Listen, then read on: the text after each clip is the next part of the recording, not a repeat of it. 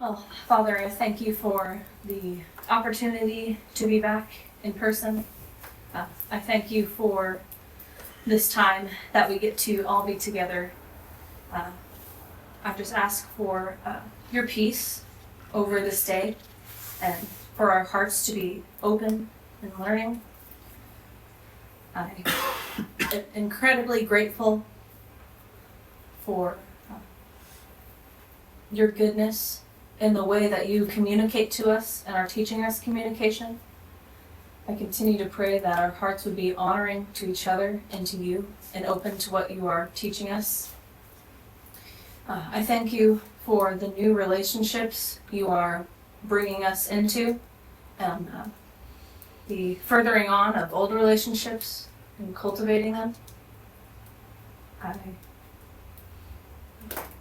pray for my eyes not to be blinded by myself and the things you are teaching, and that the hearts coming into this time would not seek something familiar,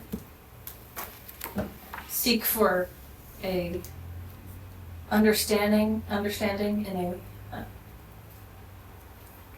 disrespectful way. I thank you for Tim and Noah who are taking time out of their day to teach this to us. I pray that we would honor and respect that. And just continue to thank you for your grace. Words could never express my gratitude towards you. Amen.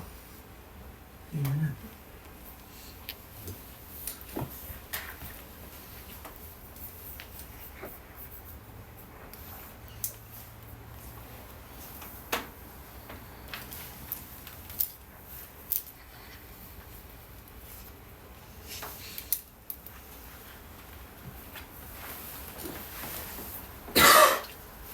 This next one's a little longer. I'll probably have someone read the first and second part of it, and then another person on the third and fourth.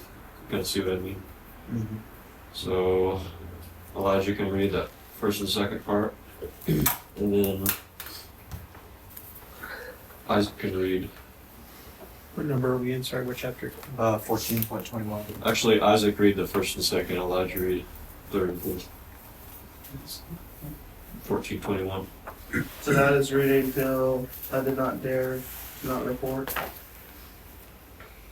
Kind of the last highlighted part.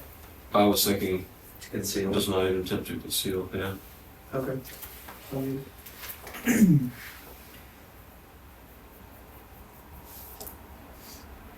do you say that first name?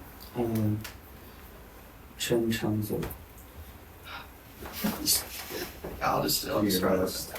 When Chen Changzhe assassinated Duke Jing, Confucius ritually bathed himself and then presented himself at the court of Duke Ai, reporting to him, "This Chen Heng has assassinated his lord.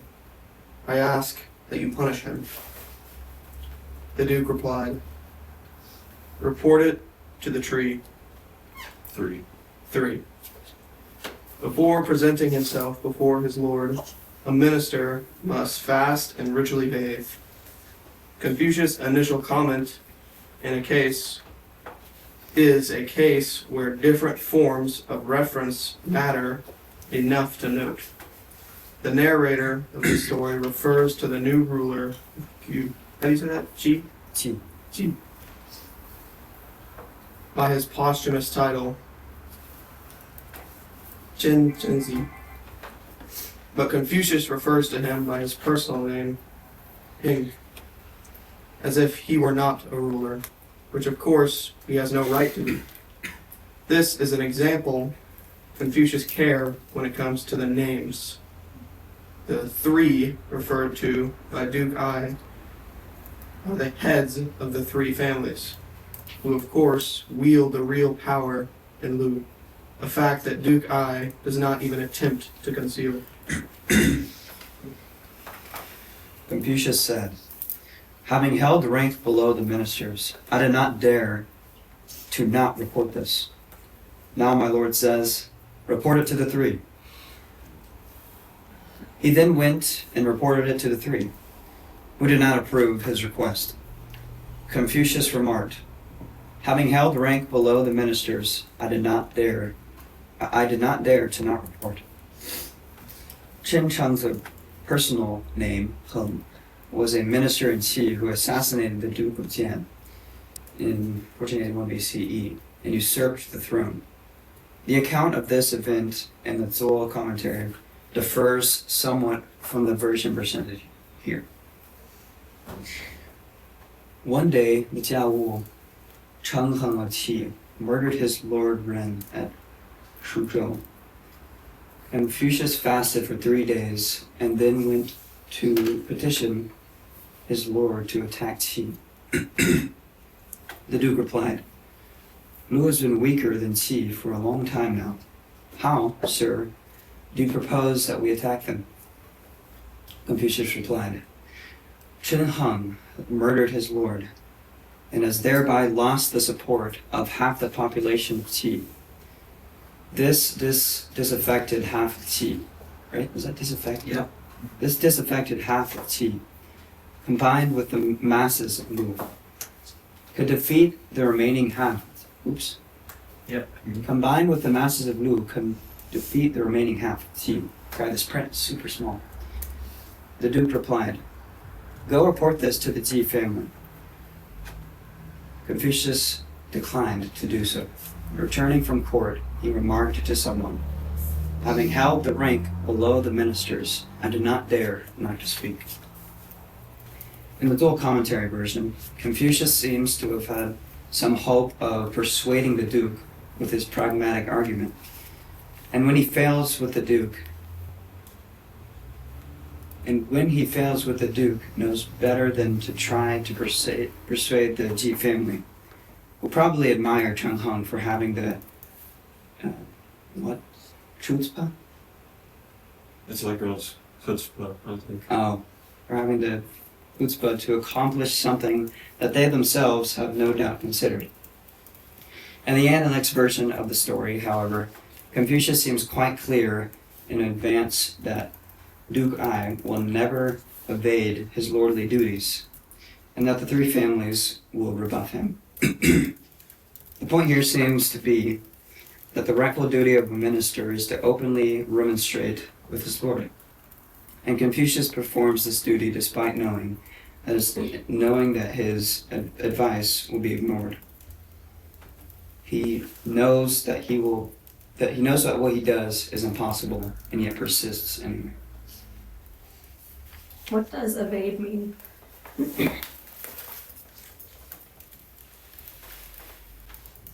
It's like to avoid.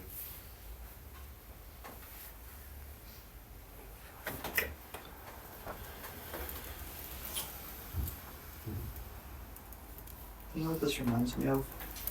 It's part of this. Was it in Jeremiah where God appointed him watchman or guard? Where was that? Remember we went over it in our time together. That's Ezekiel. Ezekiel, thank you, not Jeremiah. Yes, Ezekiel. And the Lord said to him that it is your responsibility to relay to them the dangers approaching, whether it be spiritual or literal in that sense. And he said that if you do not, then their lives will be on your hands. But that reminded me of the having held rank below the ministers, I did not dare to not report. That's what it reminded me of that in the sense of regardless of outcome or regardless of how you think that will be received, you have a duty to report it based on what your station that you have been appointed as, with Ezekiel as the watchman and Confucius as a minister in this sense. Mm-hmm. And so it's not even a matter of a personal thing at all, and it's strictly to do with you have an obligation to report it. That's exactly what I was thinking. Like not the Bible reference, but like literally exactly what you're thinking of. Like Confucius's who he was. It was his place to do that, whether they were going to listen or not. It was his duty to do so. Or even whether Confucius wanted to or Right. not. because even in that, it wasn't about him in the instance, whether they were going to listen to him or not. Like the point of it not being about his own life, like it was his duty to do it. That's pretty much exactly what I was thinking. Yeah. Or even like Jonah and, going to speak to the Ninevites. And that, I don't know, maybe there's just... Which he tried to evade. Yes, which he did. That's an example, I suppose, of going against what he ought to do, what he had a duty to do. Confucius was a lot more obedient in that sense. But I don't know if there's something there with that. Maybe I'm focusing on the wrong aspect.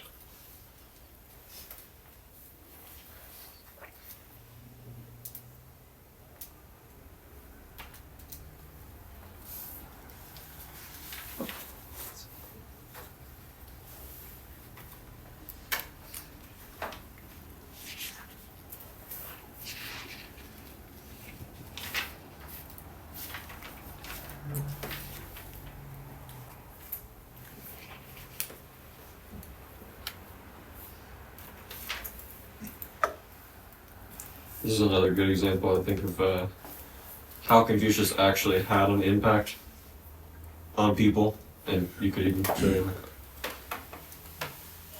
on the world. Is, I think this has become pretty obvious to us just knowing a little bit of his history, but it's actually not in what Confucius did. Nothing that Confucius did was actually that successful. This is one example of that. It's the way that he did things that was so impactful and actually changed, not just changed people's lives, but changed the course of Chinese history. And that is another thing that is kind of in the face of, like we mentioned a little bit last week, the many ambitions that people had to do something and be successful in what they did. In this case, it was a power struggle. So one ruler against another, warring states.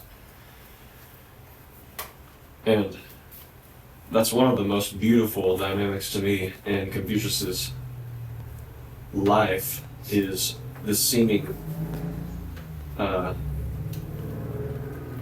theme of failure, which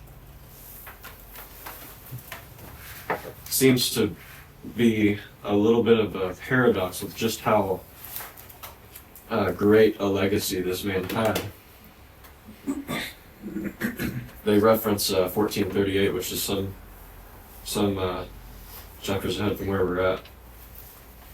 Just a short one. I'll read it because I actually don't really remember this one, but I like what it says. Zulu spent the night at Stone Gate. The next morning, the gatekeeper asked him, "Where have you come from?" Zulu answered, "From the house of Confucius." The gatekeeper said, "Isn't he the one who knows that what he does is impossible and yet persists anyway?"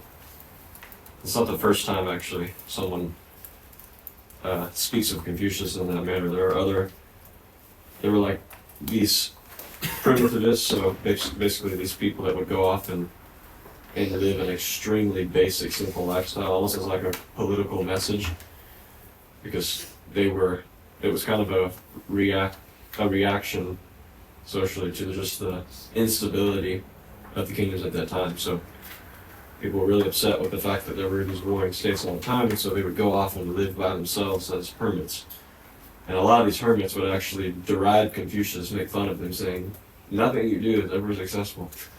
And just like some noisy, I don't exactly remember what kind of names they called him. But that actually went on well after Confucius' life too. These same kind of people, the Taoists, actually ended up making fun of Confucius as well.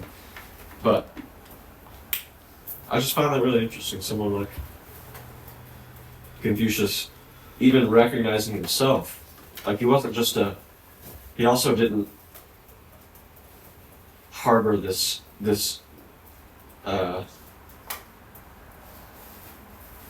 unspoken confidence in his person or even his mission and abilities.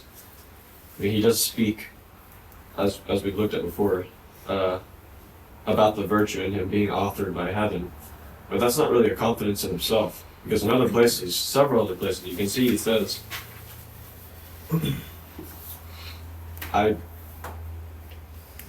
nothing I do is successful. In fact, everything, I feel like such a failure in some ways that sometimes I wish I could just cast myself out into the sea on a raft. That's how he speaks of it. He also says, would that I did not have to speak. He says in one place, and then another he says, because what does heaven ever say? What does heaven ever say? So there's a kind of silence on heaven's part even. It's not, but I don't even see that in his outcry there as being like simply a woe is me kind of exclamation even towards heaven. But it actually, I think he's speaking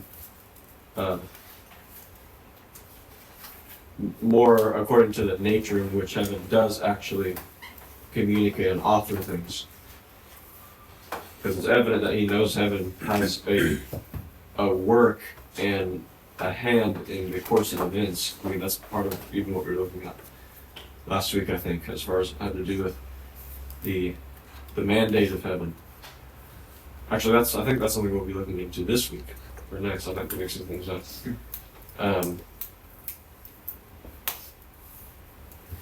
But there was something that had really shifted, and this is what made Confucius such a unique example in the midst of his people in his time, was the way things were being accomplished, even the way that heaven was accomplishing its purpose, was very different than the way anybody at that time, or even previously, understood heaven to accomplish things. And even if that be through selected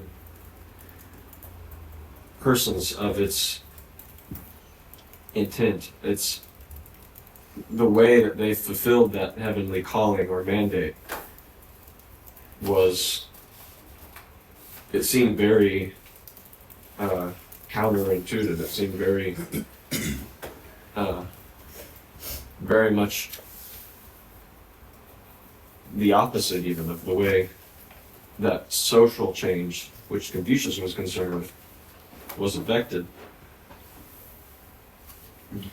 And I think we should have that in mind when we read. And I think that is actually what inevitably is shared or imparted to us as we read writings like this, is what we're actually learning from the example of someone like Confucius, even through his teachings, is a lot less, I'm just repeating myself here, but a lot less what he actually did, and more so the manner or spirit or wisdom in which he did what he did. What you were saying. That's how you identify the way. Go ahead, sorry. I was just going to say the way you're speaking reminds me of the introduction, where it refers to what Confucius' mandate is almost as a necessary evil because of how much he hates speech and believes that heaven doesn't like communicating through speech. And it had referenced 3.24, and I find it was that section is essentially Confucius lost an office that he had held, and a border guard comments on it and essentially says, maybe that was intentional. Maybe he is meant to serve as a wandering bell to wake up the nation. Mm-hmm. Because that loss of office is what caused him to become more of a vagabond than a wanderer. Yeah. That's another thing that's so real about the person of Confucius, is that he wasn't like this all-knowing, undisturbed, perfect sage throughout the entirety of his life, but you could very clearly see how much he was learning as he went. Because the first half of his time as a teacher was traveling from two various states to see if there would be any ruling house that would put the ancient Zhao culture into practicing it, and not a single state for any meaningful length of time listened to him or entertained him. And so that was kind of a mission failed. Like Abraham, if he never found Melchizedek.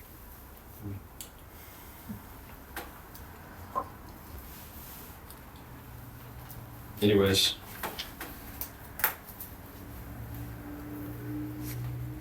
that's actually a much more, to me, that is a much more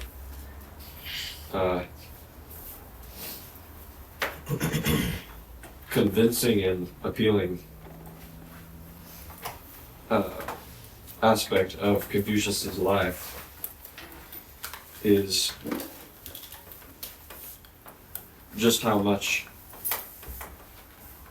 it's not seeing the humility in it, it's seeing how Confucius was humbled through it. That's what makes it so accessible, I think. And honestly, I think it's what it's maybe even the way in which his heart was turned towards the common people in a way that it previously may not have been. Because as he himself had been humbled, because in many ways his expectations of how things would be fulfilled did not play out the way he intended. I think through those humbling experiences, he came to see the people that were right before him, and that became the pursuit of his that became his mission from that point onwards. It's no surprise that following that, he kind of had the first major school of any kind of Chinese philosophy, which of course led to many others.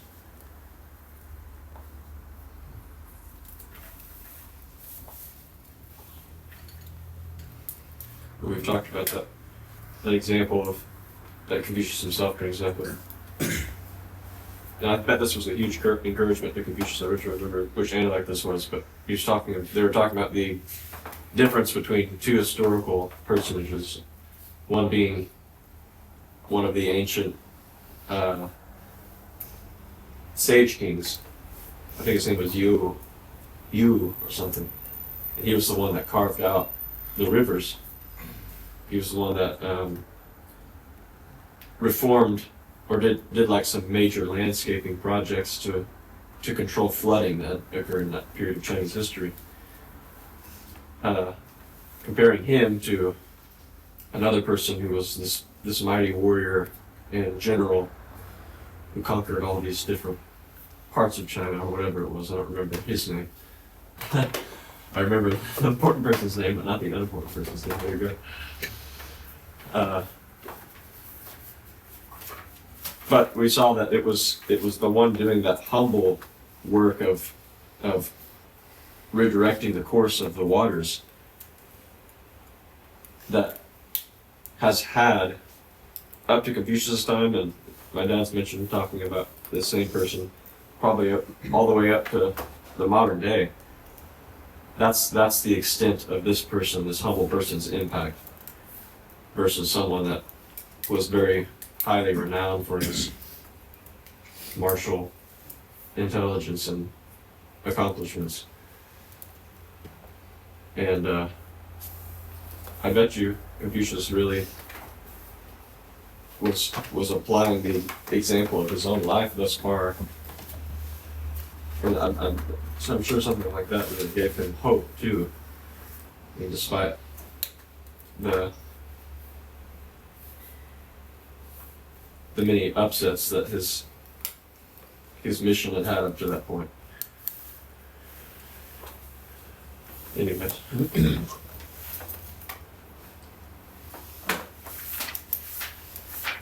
Yeah, I always see with a lot of his examples, kind of like in general, like an intuitive understanding of relational positions, kind of just his view of how like a kingdom works, or rulership works. And I think that's what stood out to me most here is his honoring of position and understanding what it means to be a part of something that is greater, right, than yourself, like Elijah mentioned. Even, and what's interesting is the fact that, like you were saying, a lot of the time he wasn't really super successful in his dealings, I guess, or whatever. But that makes me think about,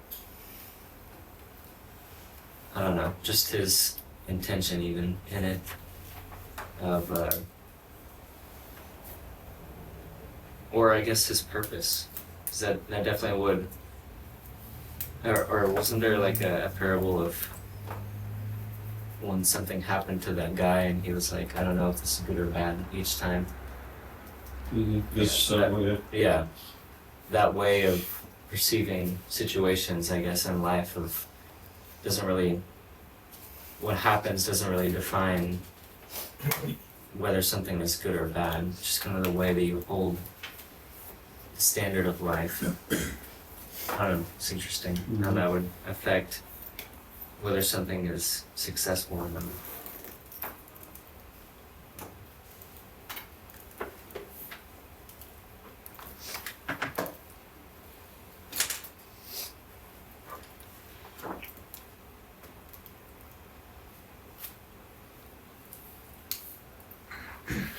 The spiritual nature of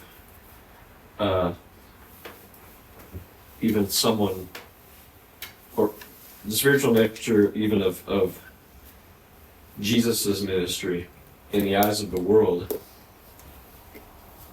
was a failure. I mean, there's so many perspectives that you could look at it. For instance, from that of the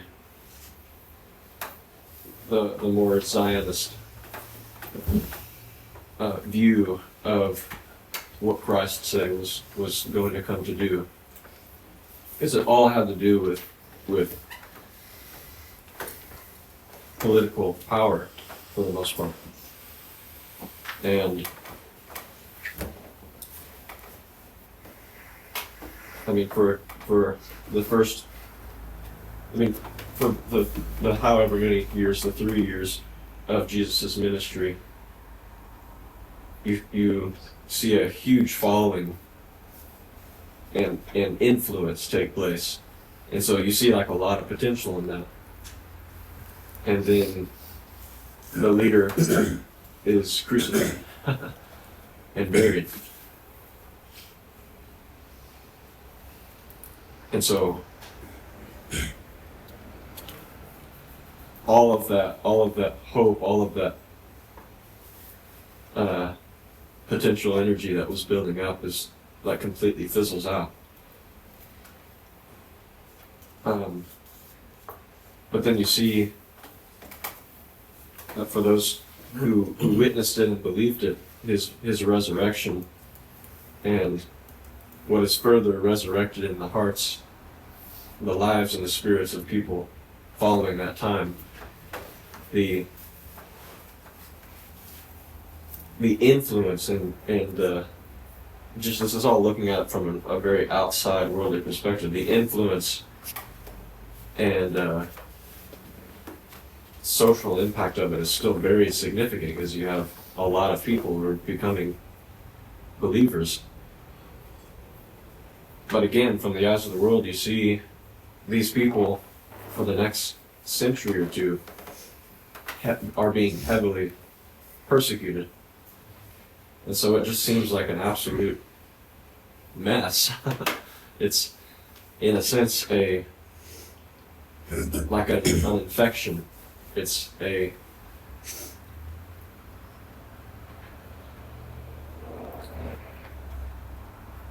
failure in the sense of it being just this kind of I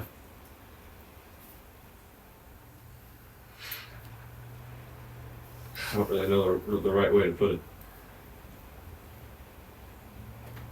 But to the world, anything that is not able to accomplish this withholding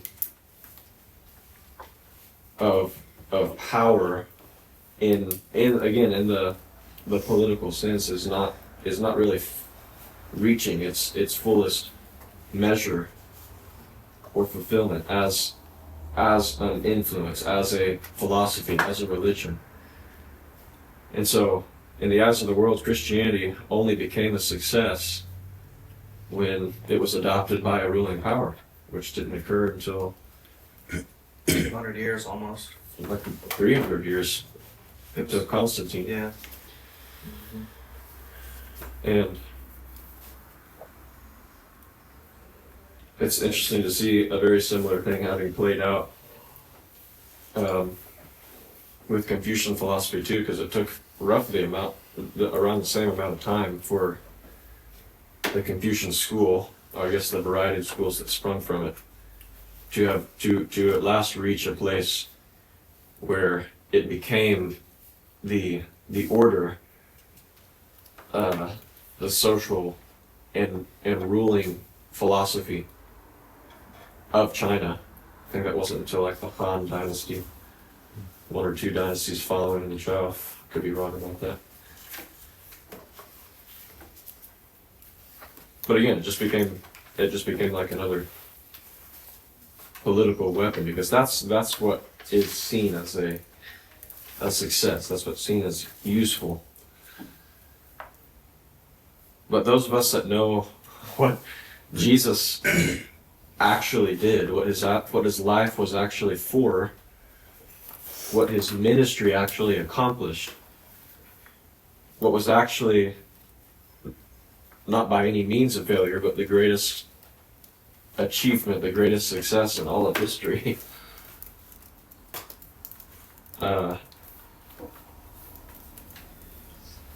We have to look at a completely different realm of operation, obviously, and that's within the hearts of men, not among their social circumstance or their even the cultures in which they are brought up into, and how those cultures define success. This seems like a pretty obvious thing, but the way in which we define success, whether we're looking at it from a like a macro point of view, so you're having to deal with like a people or a nation or a society, whatever it is, or as is easier for us to do, look at it from a personal point of view. So what does it mean to be fulfilled? What does it mean to be content and at peace? Those are things which I think are constantly being challenged in us. I don't think there's necessarily, unless we're fortunate, a once and for all turning over of the notions we've adopted regarding what it means to be fulfilled, what it means to be happy, even how you reach that place of I mean, we use this word a lot in spiritual conversation, but what it looks like to reach a place of full maturity as an individual or as a son. And so as those called out from the world and its ways by God into that calling of sonship, it is still too likely for us to bring into that the ideas that we've had about contentment and fulfillment and even maturity into that process of our adoption into sonship. And the many things that we experience in life that we have called that refining work of God's hand in our lives is one of many means by which God shows us that we've carried those false notions even into this higher spiritual process of being transformed into a new being, into mature sons made in His image and likeness.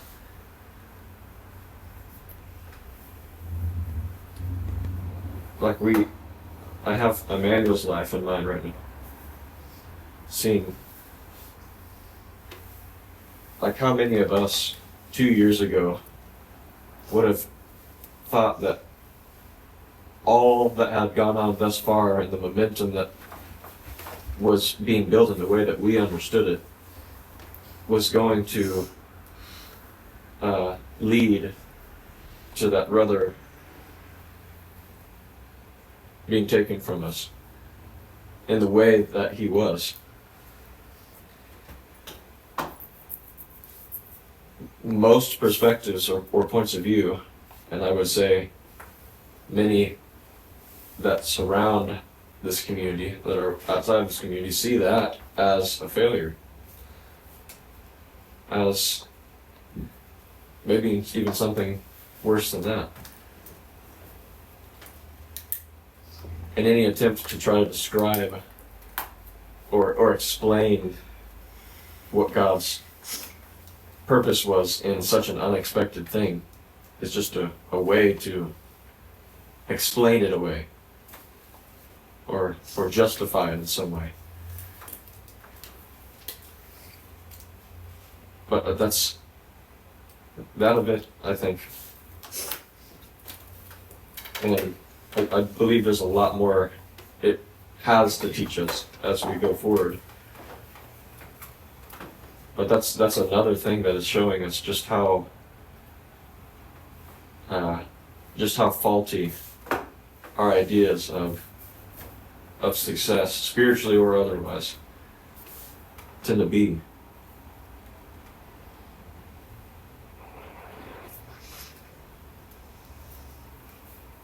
So I would say there's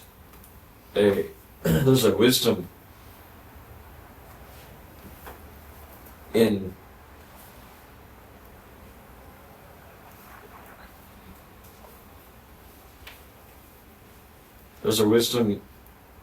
not so clearly defining for ourselves what it means to be certainly to be successful in this world, but even successful or content in the work of God's kingdom.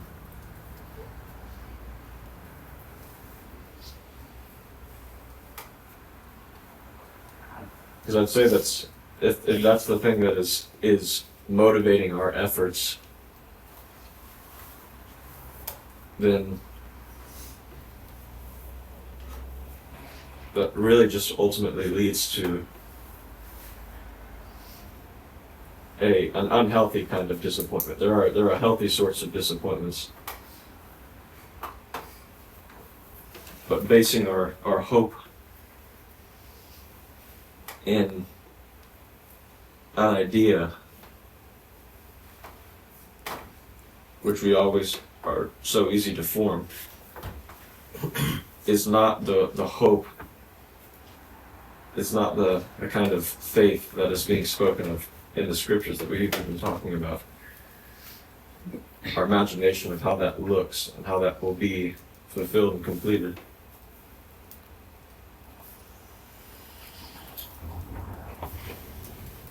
kind of rambling a little bit, but I'm hoping someone will offer some of the thoughts, because I'm sure you guys have some.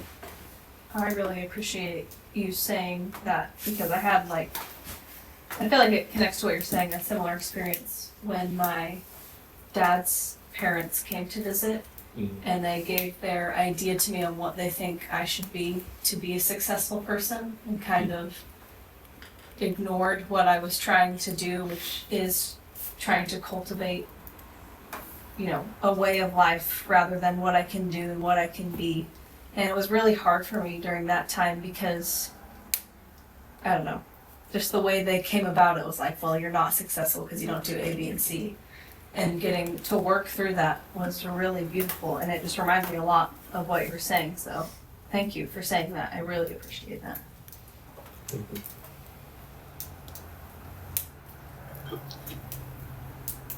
Really appreciate the example of Yu's life and as representative. But I mean, as illustrative of a better way. Who's left? You, the ancient sage Oh. you were referring to, Yeah. and others, Confucius as well. I think that it's not just Christianity. In that similar comparison with you and the warrior king or whatever it was. People, the people of the day, it's never really the people that look into the past, it's the people of the day, the people of the present. Admire certain attributes of human activity. And those are the courageous and the brave and the super accomplished or eloquent, those who are successful.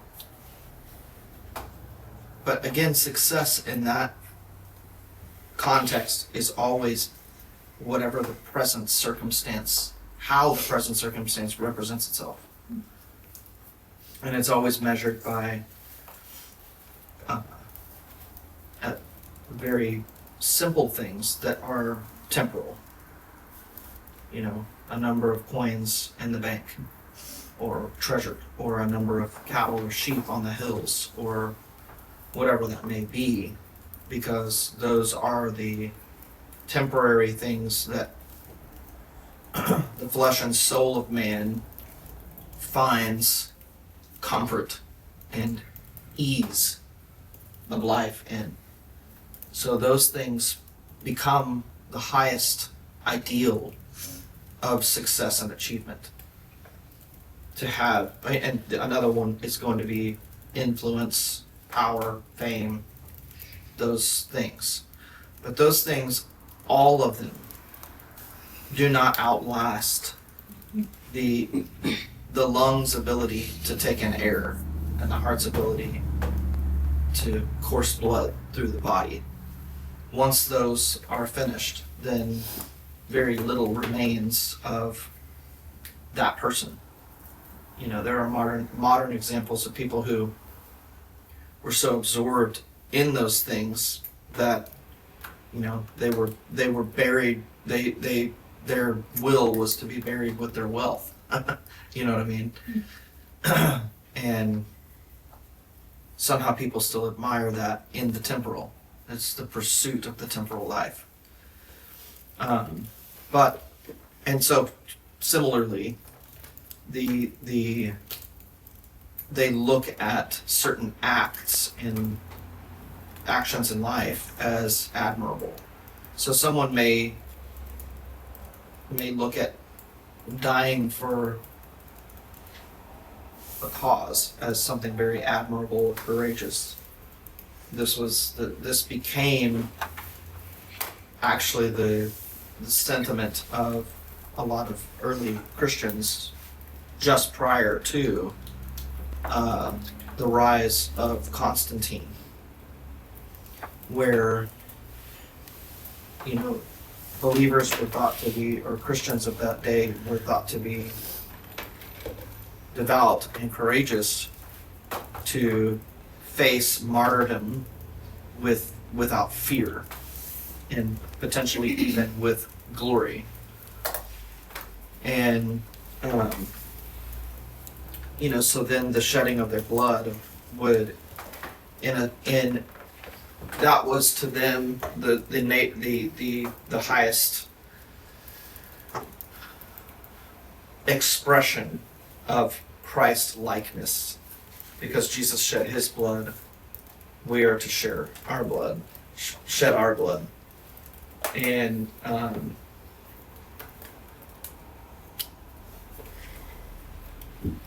to die for a cause, and that somehow that promotes the cause. And what's interesting about that is it puts the cause on an unintended and very unnatural pedestal. It idolizes the cause itself rather than, in the case of Christianity, the person or the heart in it. And so to admire Jesus wholly because of the shedding of blood that he did, and at the same time even to adhere to or to raise a banner up of his teachings, the words he said, and sometimes in certain things, even the things that he did, but not look at the way that he did or the reason that he did what he did, which was the true heart behind all of it. Then you have this fantastic figure. And I think that that's why what I was asking myself in relation even to Confucius and some of these other people, and even Confucius looking back on the likes of you and others, why does it take 100, 200, 300, 400, 500 years or more? How many generations is that? 10 generations?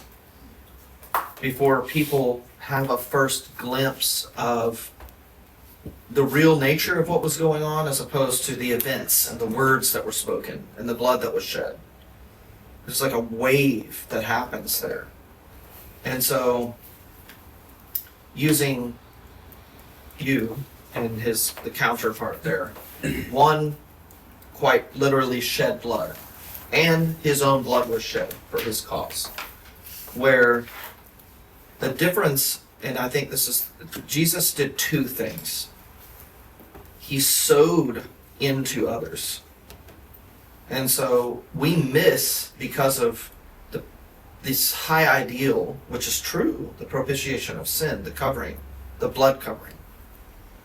We miss the seed sowing, which was the majority of his life. That he was casting his seed. That he was giving of himself. And that really the reason that he was that his blood was shed was because of how he gave of himself, and not because he had a cause. And so he tended to the soil. He looked at the course, and he sowed into the land, literally. And it stayed that way. And so he passed without renown. His counterpart passed with renown and was remembered for a short period of time. But over the course of generations, the seed that was sown bore a greater harvest, a result. So too, with Confucius, his life seems somewhat potentially unsuccessful, because he didn't achieve much by the standards of the ministers and lords and rulers of the day in the taking of territory, in the management of people, and whatever else. And I was curious, I wonder with Confucius, because I'm sure it's somewhat measurable. You have his initial disciples, and then that that in succession, mentions in forward.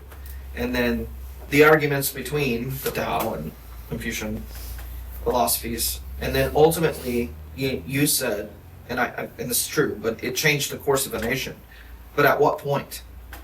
Because it didn't take effect at that point.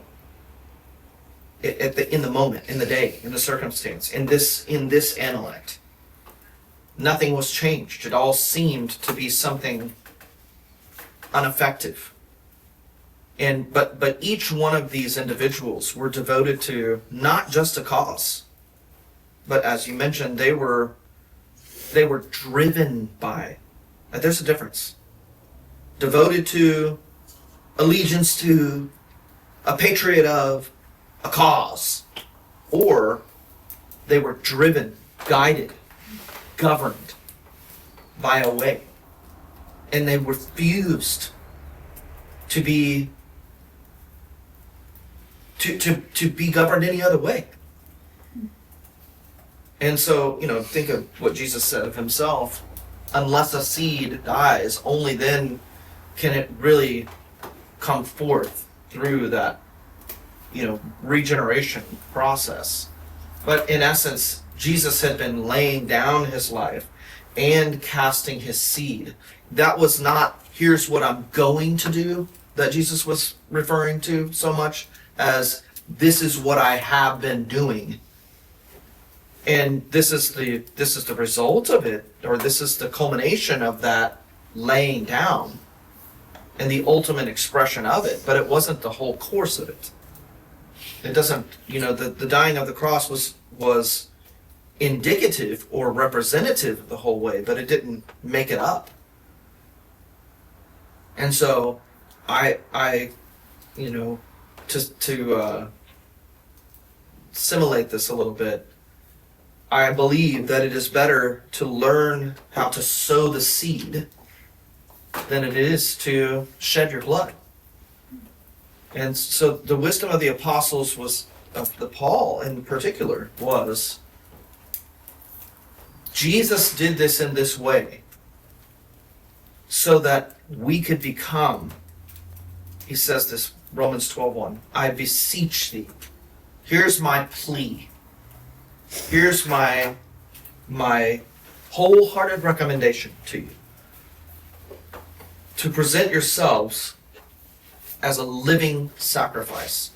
And that is something that is a counterintuitive statement. Because up until this point, and even to and through the death and resurrection of Christ, but not until this revelation came, did we understand that the ultimate wasn't the shedding of blood. It was the laying down of the life as a living continuation. Something that is always made to be an offering for something that is a lead and a guide for you, and it has more value than the shedding of blood. Jesus' blood was shed once for all people, for all time. But his life, the essence of his life, was sown into the earth. And the earth being symbolic of the hearts of men. He sowed himself into others. So too was the pattern of life that Brother Emmanuel did. And so we can be caught up with the end of his life and the nature of his death. But whether he faced death in a certain way or whatever it was, but what he sowed into us is what is going to be the long term.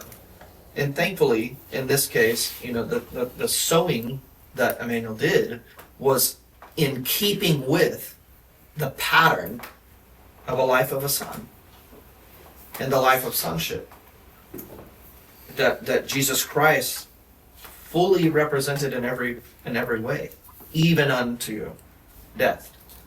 I think in Christianity there's a little bit of still a remaining obsession with dying for the cause standing on that hill and dying on that sword. And it is this way, that modality of thinking is what has caused so much division within Christianity because of theological and doctrinal strongholds that are in people's mindsets. And it's very hard to come to the realization that it would be better to sow your life into others, or let me put it this way, more effective to sow into others than to be right. Jesus was like a sheep before the slaughterers, silent. He didn't defend himself when false testimony was given against him.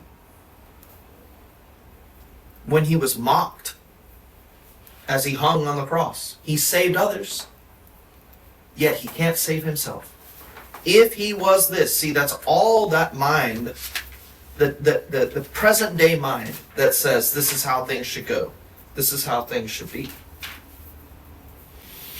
And so there was a driver, and Jane's example of Ezekiel 33 and the Lord's word to Ezekiel is almost, and the unspoken in the Confucius Analects and in the Confucian philosophy, the unspeaking of heaven, the lack of voice from heaven, we have in communication with Ezekiel the voice of heaven that in essence explains a portion of the divine or the heavenly mandate and how those things work.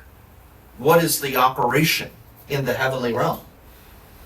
And God directly, unpacks that a little bit for Ezekiel, and not so much as a matter of personal conviction, but as a matter of revelation of how things work. And that's not so dissimilar to the revelation that Mordecai had that he shared with Esther, which was, you may think you escape for now, but in reality, God will make a provision for what he plans to do regardless. And so it is up to man then to seek first, to know, to see, to enter in, to put into practice this governing order that exists and we have no influence over, save that we can be part of it. We can become partakers and participants in it. We can't resist it, but we can become part of it. But not through bold proclamations and courageous bloodshed. Going out and protesting and standing up. What is of more value? To go to war, or to sow the seed, or to cut the course of the river? That's the long game. And the long game is where the fruit bearing takes place. And obviously we can see that here in the way that Confucius does things, even in the ritual that he practiced. The practice of ritual that's mentioned here is not about focusing on ritual. Not at all, actually. The ritual practiced here indicates that he is governed by something. So when he practices the ritual, it is to in coming to this ruler, to this duke, to say, I am under the, not just obligation, but under the governance of another way. And I'm coming to represent that way. And so it wasn't, ABC 1, 2, 3 on ritual. Look at me, I'm being ritualistic. It was, I have a heavenly mandate. And in doing things in this way, I don't have to tell you that's what I'm doing. I am the living expression of what it means to be representative and unwavering in what that mandate is. And so, that definitely was the posture of heart and mind that all actually, of the prophets of God had. And John was the greatest prophet among men. Jesus was the great prophet of all, and priest, and savior, and king. So he was the full representation of these things. But in what way? I mean, Jesus' mandates weren't, go die for me. They were actually, die to yourself so that I can live in you. Teach others this same way, by loving one another. And by laying your lives down for one another. But does that mean that we all get in a room and bleed ourselves out for one another? I'm doing this for you. No, there's a living way. It's a living way.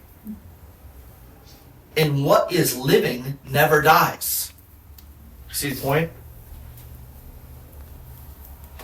When you lay your life down in the glorious shedding of blood for a cause, well, that's the end of your life. It's all over at that point. But when you live in such a way so as to always be one who sows seed into the soil of hearts and minds, then you never die, even when you lay the body down. And that's actually what Jesus did. That's why he was given authority to do it. Because he gave his life into that power, that form and force of life.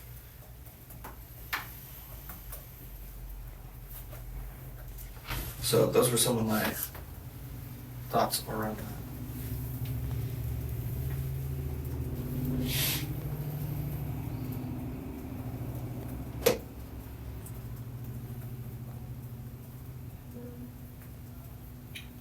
My mom had sent me a writing a little while ago on the lust of self-vindication. Mm-hmm. I think that's something that is a Fry/Henson struggle alike, Sure. that needing to be right. Mm-hmm. But anyways, when we were reading some of the stuff Noah had assigned us these past 2 weeks, the one that really stood out to me was 1.16. Mm. And it was, the master said, do not be concerned about whether or not others know you. Be concerned about whether or not you know others. I highlighted that one too.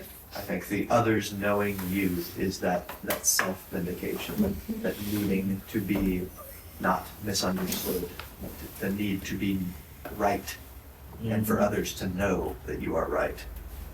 And that, I think, is a very, as you stated plainly, a very clear demarker of where the church has split off, I think, from what Jesus' original heart was in that. He was a man that was constantly misunderstood, even onto death and ascension. I still think that there's parts of him we're still understanding today. And he lived his life with almost no concern for that.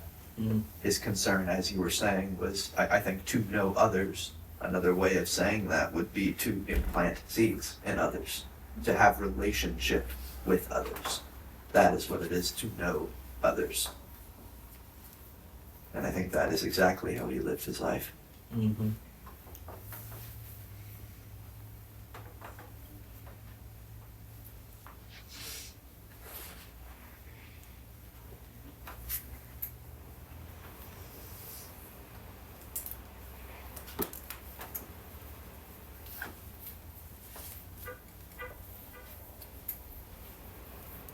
Esther, do you want to hear first?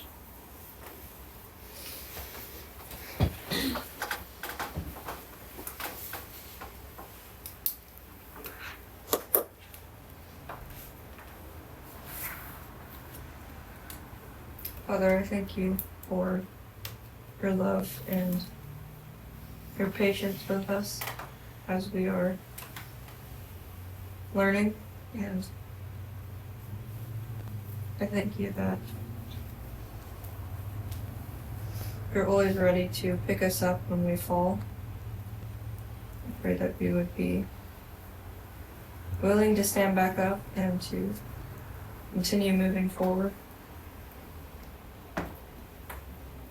I thank you that you are teaching us new things. I pray that our hearts would be open to receive you. And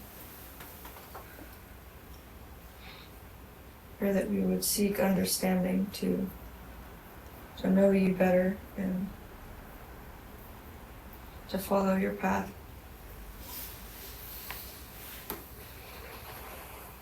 I thank you for the hearts of those who are so ready and willing to know more about you, and pray that you would bless each heart. I pray that you would be with us throughout the rest of this day and each of the teachings. I pray these things in your name. Amen.